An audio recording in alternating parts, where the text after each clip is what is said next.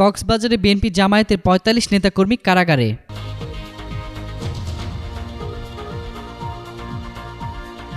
কক্সবাজার সদর ও টেকনাফে দায়ের করা পৃথক দুটি নাশকতার মামলায় অভিযুক্ত বিএনপি ও সহযোগী সংগঠন এবং জামায়াতের ৪৫ নেতাকর্মীকে কারাগারে পাঠিয়েছে আদালত। এদের মধ্যে কক্সবাজার উপজেলা ভাইস চেয়ারম্যান জামায়াত নেতা শহীদুল আলম বাহাদুর, জেলা শ্রমিক দলের সভাপতি রফিক, পৌর বিএনপি সম্পাদক রাশেদ, ছাত্রদলের বর্তমান ও সাবেক সভাপতি সম্পাদকও রয়েছেন।